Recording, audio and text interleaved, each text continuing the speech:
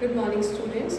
How are you all? I hope you all are doing great. Students, we are doing the topic atomic number, in which we learn that atomic number is represented by the alphabet Z. क्या symbol होता है आपके पास atomic number का? Z. And atomic number किसके equal होता है बेटू? Atomic number is equal to the number of protons present in the nucleus of an atom. Atomic number is equal to number of the protons present in nucleus of an atom. बच्चों जो atomic number होता है, अब simple सी बात है, atomic number नाम से समझते हैं पहले। एटॉमिक नंबर का मतलब है एटम का जो नंबर होगा, so what it is equal to. तो जो एटॉमिक नंबर है, नंबर ऑफ द एटम, वो किसके इक्वल होता है? नंबर ऑफ प्रोटॉन्स के। Is it clear? तो मतलब अगर मैं बोलूँ हाइड्रोजन का एटॉमिक नंबर 1 है, what is the atomic number of hydrogen? 1। तो मतलब इसमें कितने प्रोटॉन्स हुए? 1। नंबर ऑफ प्रोटॉन्स कितने होते हैं हाइड्रोजन में? 1। Is it clear? इसी तरह से मान लो हीलियम का जो एटॉमिक नंबर है इट इज इक्वल टू 2। तो मतलब what is the number of protons in the helium? Helium में कितने नंबर ऑफ प्रोटॉन्स हुए? 2। ऐसे ही बात करते हैं ऑक्सीजन की। तो ऑक्सीजन का एटॉमिक नंबर मान लो आपके पास होता है, ऑक्सीजन का जो atomic number it is equal to 8। तो व्हेन ऑक्सीजन का number is equal to atomic number is equal to 8, तो मतलब उसमें क्या प्रेजेंट है? Number of protons is equal to 8। So बच्चों atomic number, number of the atom, जो इसे रिप्रेजेंट करता है number of protons present in the nucleus of an atom. But हमने ये भी समझा कल कि जो आपके पास ये एटम है ना, ये होता है न्यूट्रल। एटम क्या होता है? न्यूट्रल। न्यूट्रल का मतलब क्या है? It doesn't carry any charge.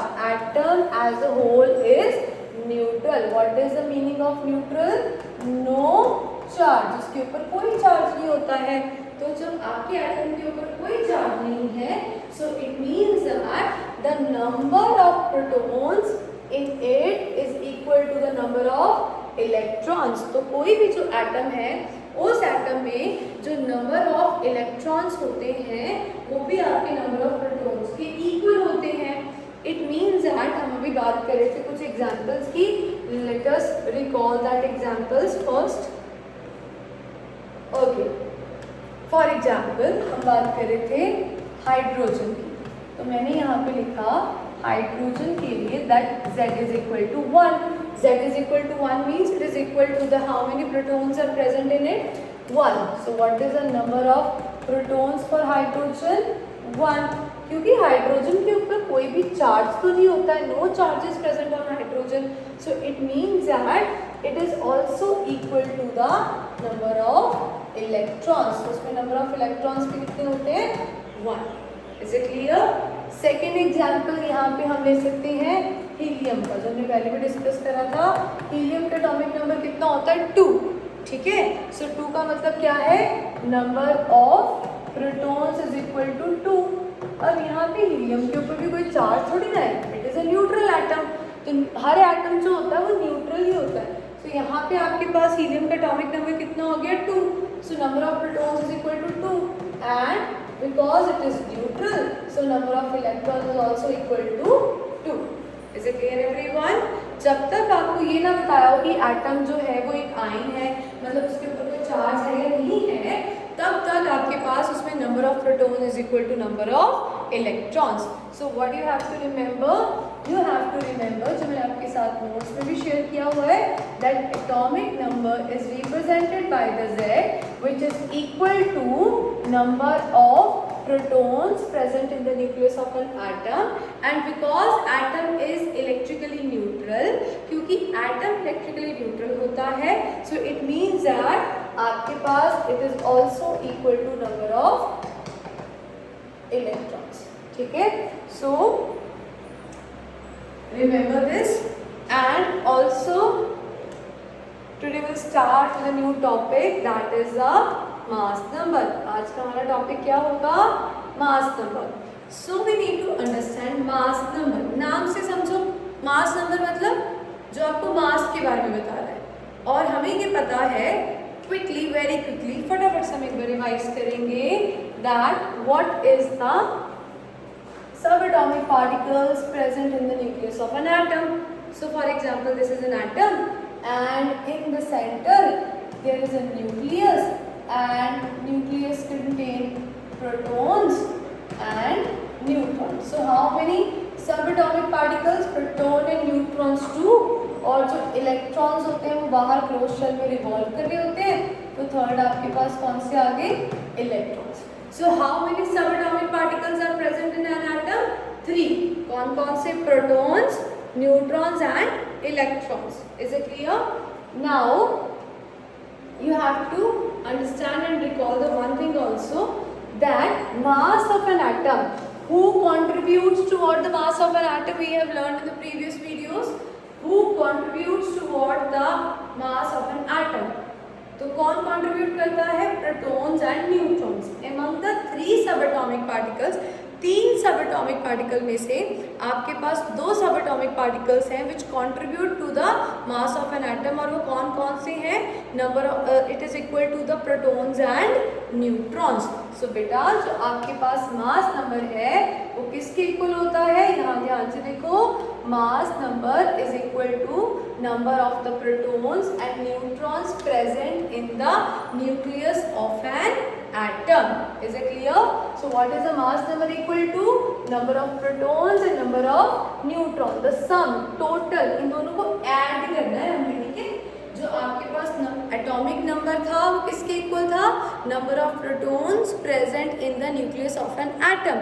उसके बाद हमने बोला कि एटम इलेक्ट्रिकली न्यूट्रल होता है, इसीलिए it is further equal to number of electrons. पर बेटा जब हम मास नंबर की बात करेंगे तो हमें नाम से याद रखना है मास. मास किसकी वजह से होता है? Due to the protons and the neutron. So what is the mass number equal to? Mass number is equal to the sum of the number of protons and the neutrons. मैं क्या बोल रही हूँ? Sum. Sum का मतलब क्या होता है? Addition. So number of protons and number of neutrons. Is it clear? Okay. And one more thing, you have to remember that बेटा जो आपके पास ये एटम है, एटम के अंदर ये जो न्यूक्लियस है, इस न्यूक्लियस में 2 सबएटॉमिक पार्टिकल्स होते हैं. एक आपके पास होते हैं न्यूट्रॉन्स और दूसरे कौन से होते हैं? Protons. So neutrons and protons together they are known as nucleons. What do we call them? Nucleons. क्या बोलते हैं हम इनको? Nucleons. Is it clear?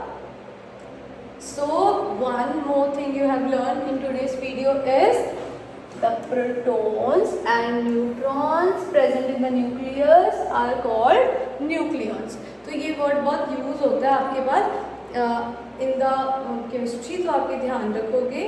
Is it clear? Okay, so let us understand one more thing.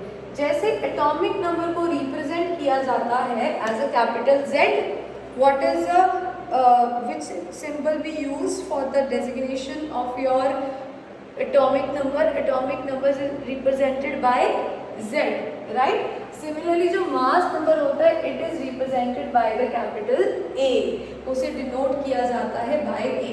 Students confuse नहीं होना, एक बात याद रखनी है, जो atomic number है ना वो आपके पास start होता है with alphabet A, पर उसे represent किया जाता है with Z.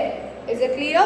और जो मास नंबर है उसमें कुछ भी ऐसा नहीं होता है ना, पर उसको रिप्रेजेंट किया जाता है विद ए. मतलब वो ए से स्टार्ट नहीं होता है, कुछ भी ऐसा नहीं होता है, मतलब वो ए से स्टार्ट नहीं होता है, पर उसे कैसे रिप्रेजेंट किया जाता है? As the A. Is it clear? ये बात आप ध्यान रखोगे. सो अब हम ना जब आप कभी भी पीरियोडिक टेबल देखोगे तो पीरियोडिक टेबल में आप हमेशा देखोगे कि एलिमेंट्स को कुछ इस तरह से लिखा जाता है. लेट मी टेल यू, जो आपके पास पीरियोडिक टेबल होते हैं ना तो उनमें एलिमेंट्स को कुछ ऐसे लिखा जाता है. Look at this. For example this is a symbol of an element. पहले उसमें सिंबल लिखा जाता है, जैसे मैंने यहाँ पे लिख दिया C, तो ये किसका सिंबल हो गया? कार्बन का. और उसके नीचे एक नंबर लिखा जाता है और उसके ऊपर एक नंबर उसके बेस पे लिखा जाता है, टॉप पे लिखा जाता है. So this is the representation of the atomic and mass number. तो ये आपके पास रिप्रेजेंटेशन होती है उसकी एटॉमिक और मास नंबर की. Is it clear? सो जो आपके पास मास नंबर है उसे लिखा जाता है on the top. Mass number को आप कहाँ पे लिखते हो? On the top of the element, symbol उसके सिंबल के टॉप के ऊपर, और जो आपके पास एटॉमिक नंबर होता है उसे लिखा जाता है at the base. Is it clear? So बच्चों, in today's class you have to understand first what is a mass number. नाम से याद रखना, मास का मतलब होता है, आपको ऐसे दो सबएटॉमिक पार्टिकल्स याद रखने हैं जो कंट्रीब्यूट करते हैं टुवर्ड द मास, और वो कौन कौन से हैं? protons and neutrons. So what is a mass number? Mass number is equal to it is equal to the sum of number of protons and neutrons, and it is represented by the A.